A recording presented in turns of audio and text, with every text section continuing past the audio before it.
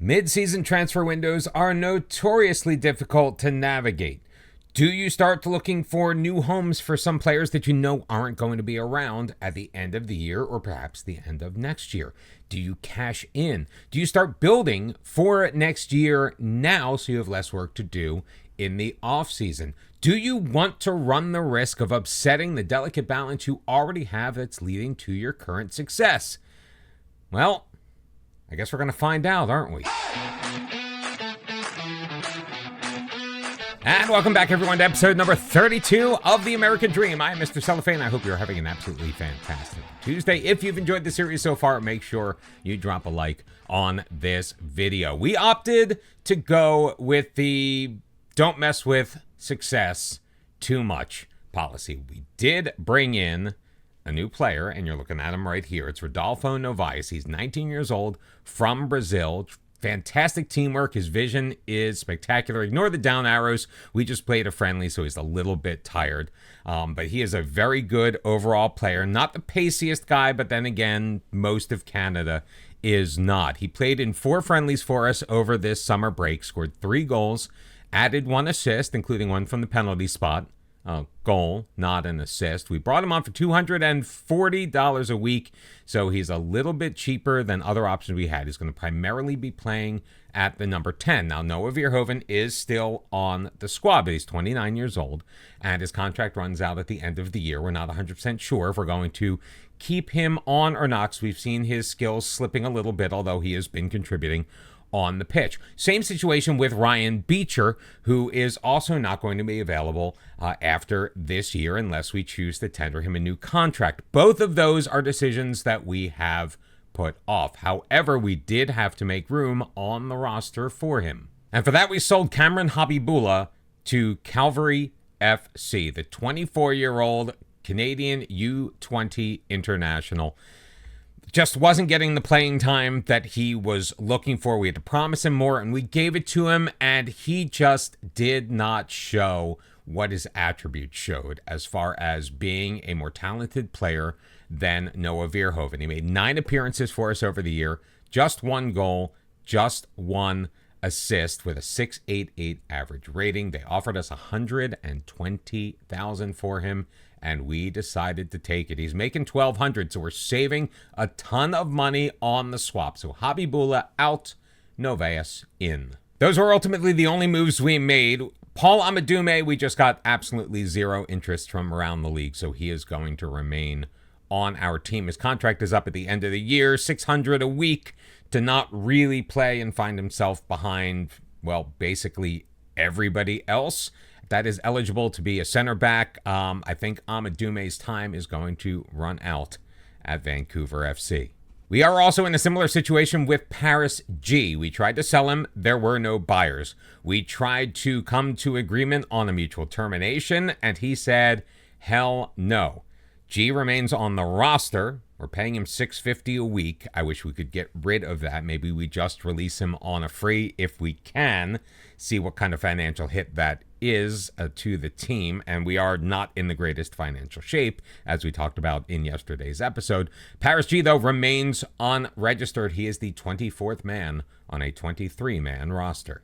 So let's very quickly reset where we are with 6 matches remaining in the season. We've played 22. We're on 42 points with a plus 19 goal difference. The only team with a positive goal difference in the double digits. We are, however, only 1 point ahead of Pacific FC and 4 over Valor. We're 18 points over Calvary FC in 6th place, which means that we just need 1 point in our remaining 6 matches to guarantee a spot in the playoffs. I would say it's a foregone conclusion.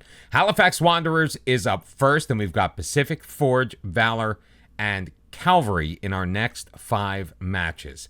We're going to be playing Halifax on camera. We're going to be playing our final match of the season as well against Atletico Ottawa. Everything else will be highlights. And I'm very comfortable doing it this way because, as we all know, there is no trophy lift in the regular season in the Canadian Premier League. Here's our lineup against Halifax. We are on the road in Nova Scotia. It's going to be Marks in goal, El Anabi, Abatna, and Sargis as our back 3. James Giffard picked up a minor knock in training, so he is out of the game day's squad. Castillo and Pertuz will be the wingbacks. Johnston and Schiavone in the midfield behind Noveas making his regular season debut. And it's Mahamadou Kane and Alain Didier leading the line this afternoon. Interestingly about James Geffrard, so he's getting a little bit older. I think he's 33, 34 years old now. He would make an incredible director of football. Now, he is contracted with us for another year after this one as a player. Now, we tried to extend his contract, giving him a non-playing role. Not that we don't want him on the pitch.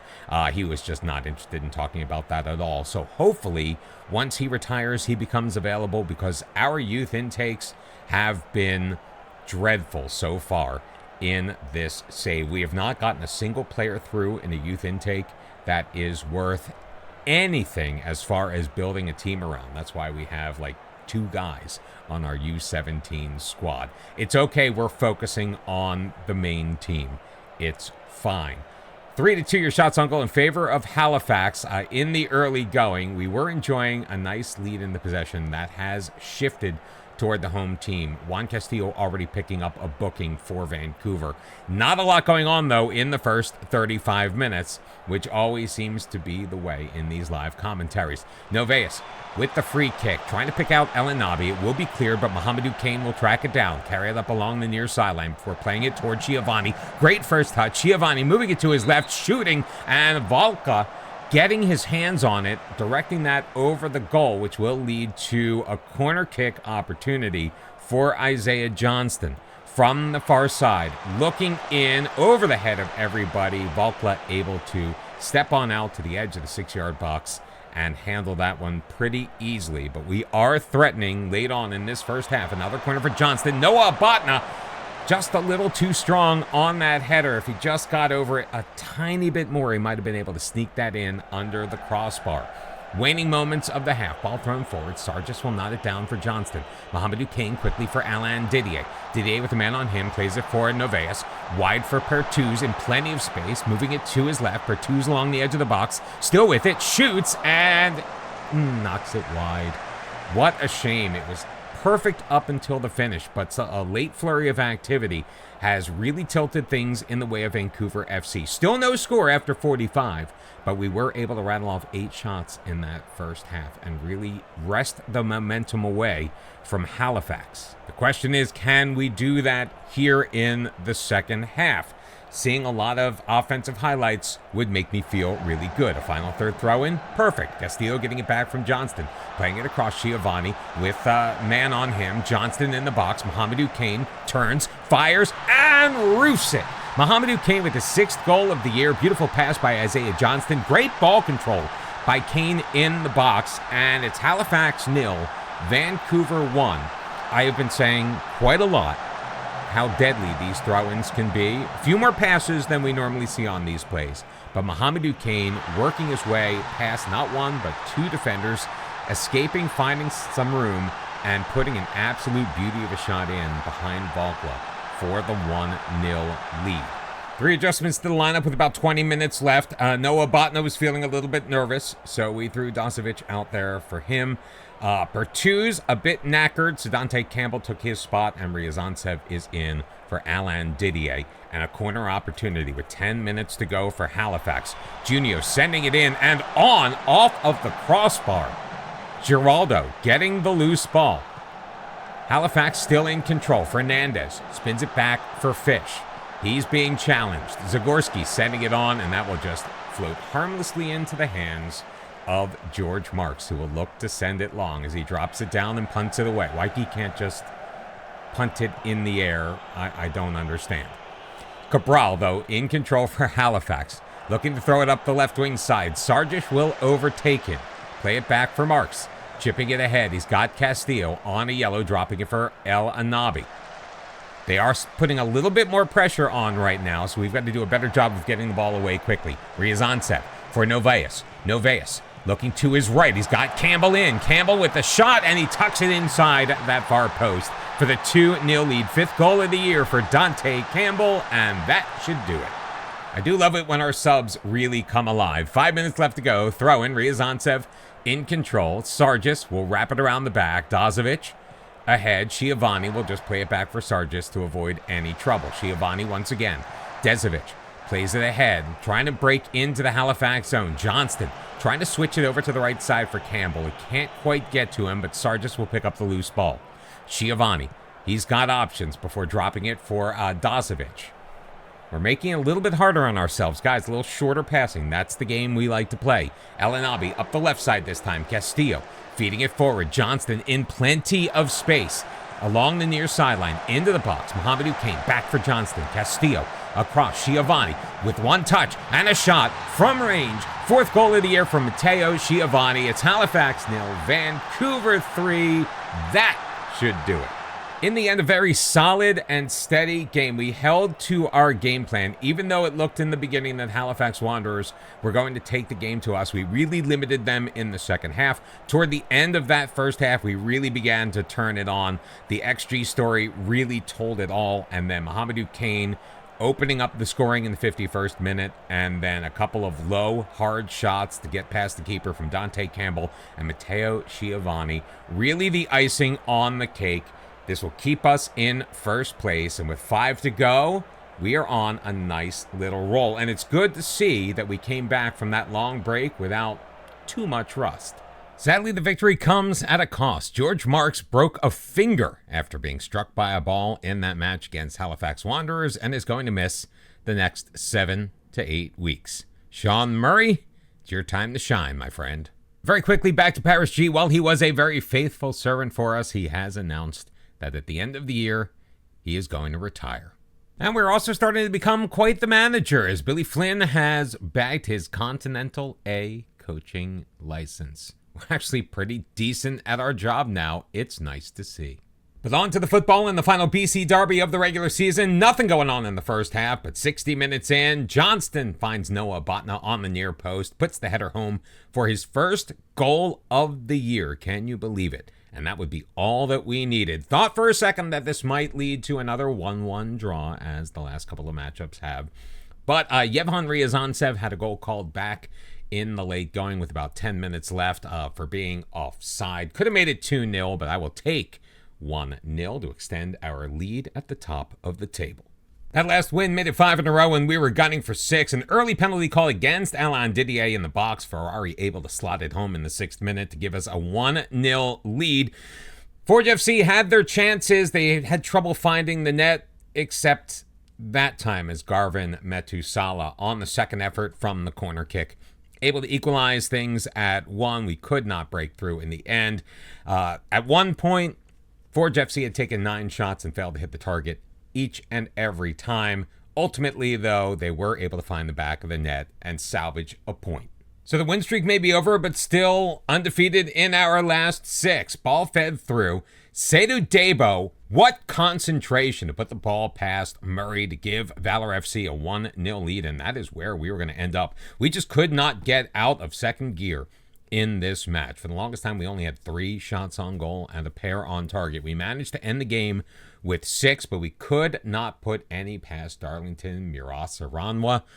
And a team that's chasing us on the table, able to knock us off. Now, we were on the road. We made the trip to Winnipeg, but 1-0, your final score in favor of Valor with just 2 left to play. And just to make things super easy on us, thank you very much, Valor FC, for losing to York United in your penultimate match of the season. That means with 2 left for us and 1 for them, we have a 4-point lead at the top of the table. So we have guaranteed home field advantage in the playoff semifinals. Who are we going to take on? Probably Valor. Could be Pacific FC. We don't know. All that I do know is, for now, it looks like we're going to avoid Forge FC in the playoffs unless they somehow make it all the way through and join us in the final. So after a couple of winless games, when the going gets tough, Isaiah Johnston gets going. Ferrari settling it down, playing it for Johnston, who blasted it in off of the far post and in. That would be all we would need. We managed 15 shots in this match. A huge number of them came in the final 10 minutes. We had 3 opportunities that went a-begging as we failed to hit the target on headers and blasts from range. But in the end, in the rain, at home, an all-important victory to just cement our place in first.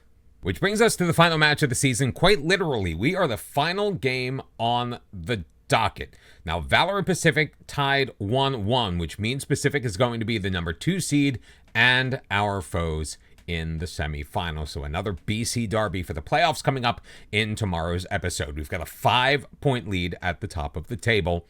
A win will make it 8, obviously, because that's how math works. It will also be our 17th win of the season, which will tie the record that we set last year and the year before. And what better way to chase a record-tying victory than by completely rotating your squad? George Marks is coming back in as the goalkeeper, as he is ready to play past fitness test, all of that. It's going to be a back three of Dasovic, Abatna, and Amadume making his first and final start of the season. Castillo and Campbell will be the wing backs, Novaes and Elan Khanusi in the midfield behind Ryan Beecher, with Yevhen Ryazantsev and Mohamedou Kane as our strike pair this afternoon. To be perfectly frank, while he is very young still and our future, and I love what he brings to the table, Alain Didier, over the last couple of matches, really hasn't impressed. He's unhappy that he wants to leave, and we may need to grant his wish. We did sign Yevhen Ryazantsev to a 1-year extension over the last couple of weeks as well, just to shore him up and keep him in the squad at least through the 2029 season. Will he be the replacement for Alain Didier or still that complementary piece? Well, that is still to be determined. We've got plenty of U21 bodies we can throw out there to get the requisite number of minutes to qualify for the playoffs. We blew that away this year, of course, with Alain Didier getting all of those starts, and also Shivani helped out with that as well. Speaking of Ryazantsev, on the free kick, throwing it back post. Dasovic just a little bit too strong. It's going to go over the crossbar and out for a goal kick that Cisse is going to take, looking to launch it into our own zone.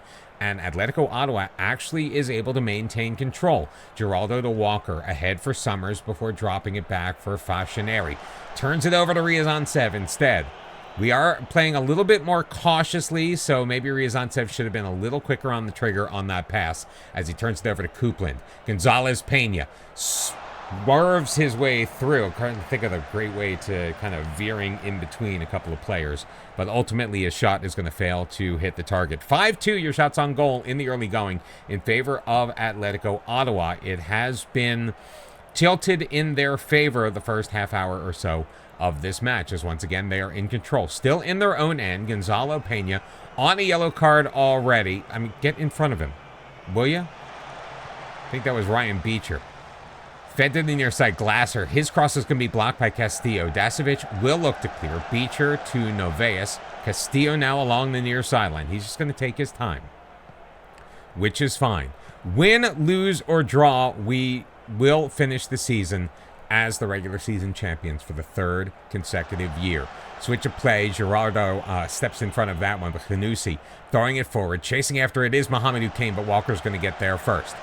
Glasser dropping it down. Careless with it. Ryazantsev, though, had Cisse closing him down, and he fails to put it into the resulting empty net, just knocking it wide. There are better ways I think we could have ended that first half. 0-0, though, is your score so far. Yeah, we need to dig in a little bit more, see if these guys that just frankly aren't used to playing together can actually gel and get something done. Off the free kick, Novaes looking for Dezovic. Pops it on, hits the crossbar. Summers clears. Tvardek is able to track it down, and he's got plenty of space along that far sideline. Waiting for his teammates to show up, though. He's going to be overtaken by Elan Khanusi. Final third throw-in, though, for Atletico Ottawa. Tvardek back for Glasser. Tvardek, Gonzalo Pena. Looking for Summers, he finds Ryan Beecher instead. He'll lay it back to George Marks as we look to push further upfield. Another one of those very narrow pitches that seem to be quite prevalent here in the Canadian Premier League. Geraldo, firing it from range and missing everything. It doesn't matter if I mess up. I'll just edit out the highlight if I have to. Campbell with the throw, and he finds Elan Khanousi. Beecher back out wide for Campbell. Looking back post, tipped by Cisse. Ryazantsev can't get his foot on it. It's cleared away. Dasovic ahead for Castillo. In the middle, looking for Khanousi, and Copeland steps in front of that one. Salter looking to go the other way. To Jackson on his left. Giraldo up the sideline. He's got a man chasing him and the man in front of him, pushing it to the right. Across for Twardek. What a nice play. Copeland cannot hit the target. Marks, I think, was out of position, but it really didn't matter because Copeland skied that one into the stands. Glasser dropping it back for Fashionary. Summers, this has been a sloppy match, I do have to say. Not indicative of the way that Vancouver FC has been playing this season. Fed forward, Jackson carrying it into the box, plays it into the middle. Samuel Salter gets his left foot on that and picks up his 10th goal of the season to give Atletico Ottawa the 1-0 lead. That just tells me we need to make a change, so we made a pair of them.